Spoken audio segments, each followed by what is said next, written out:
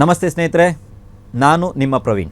ಬನ್ನಿ, ಇವತ್ತೊಂದು ವಿಚಿತ್ರವಾಗಿರುವಂಥ ಒಂದು ಪರಿಹಾರ ಕ್ರಿಯೆಯನ್ನು ಹೇಳ್ತೀನಿ. ಸ್ವಲ್ಪ ಜನರಿಗೆ ನಗು ಬರ್ಬೋದು ಇವತ್ತಿನ ಪರಿಹಾರ ಕ್ರಿಯೆ.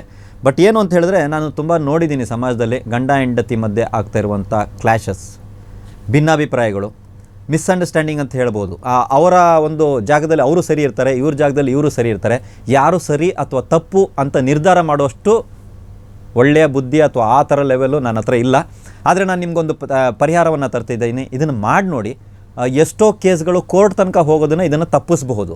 ಸ್ವಲ್ಪ ವಿಚಿತ್ರವಾಗಿದೆ. ಏನಿಲ್ಲ, ಶುಕ್ರವಾರದ ದಿವಸ ಹೇಗಿದ್ರೂ ಪರವಾಗಿಲ್ಲ, ಅವತ್ತೊಂದು ದಿವಸ ಗಂಡ ಹೆಂಡತಿ ಇಬ್ಬರು ಹತ್ತಿರದಲ್ಲಿರುವಂಥ ಯಾವುದಾದ್ರು ಸ್ತ್ರೀ ದೇವಸ್ಥಾನಕ್ಕೆ, ಹೆಣ್ಣು ದೇವರ ದೇವಸ್ಥಾನಕ್ಕೆ ಹೋಗಬೇಕು. ಹೋಗುವಾಗ ನೀವು 11 ರಸಗುಲ್ಲವನ್ನು ತಗೊಂಡು ಹೋಗಬೇಕು. ಗುಲಾಬ್ ಜಾಮೂನ್ ಅಂತ ಒಂದು ಬರುತ್ತೆ, ರಸಗುಲ್ಲ ಅಂತ ಒಂದು ಬರುತ್ತೆ, ನಿಮಗೆ ಗೊತ್ತಿರ್ಬೋದು. ಅಂಗಡಿಯಿಂದನೇ ತೊಗೊಳ್ಳಿ, ನೀವೇ ಮಾಡಬೇಕಾಗೋರು ಏನು ಬೇಡ.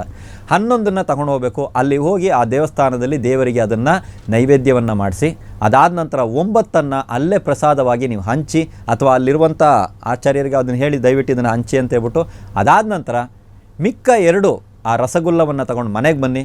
ಒಂದನ್ನು ನಿಮ್ಮ ಪತಿಗೆ ಕೊಡಿ, ಒಂದನ್ನು ನೀವು ಸೇರಿಸಿ. ಪ್ರತಿ ಶುಕ್ರವಾರ ಈ ಪರಿಹಾರ ಕ್ರಿಯೆಗಳನ್ನ ಮಾಡ್ತಾ ಬನ್ನಿ. ನಿಮ್ಮಲ್ಲಿ ಆ ರಸಗುಲ್ಲ ಥರನೇ ಸ್ವೀಟ್ನೆಸ್ ಸ್ಟಾರ್ಟ್ ಆಗುತ್ತೆ.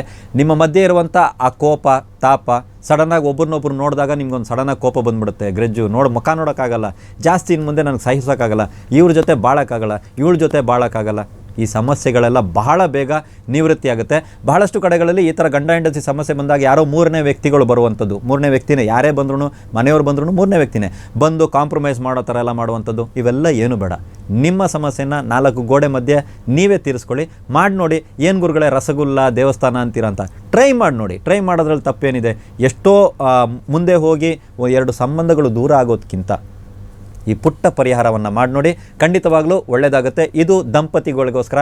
ಯಾವತ್ತೂ ನೀವುಗಳು ಚೆನ್ನಾಗಿರಲಿ ಅಂತ ನಾನು ದೇವ್ರನ್ನ ಬೇಡ್ಕೋತೀನಿ. ಎಲ್ರಿಗೂ ಒಳ್ಳೆಯದಾಗಲಿ.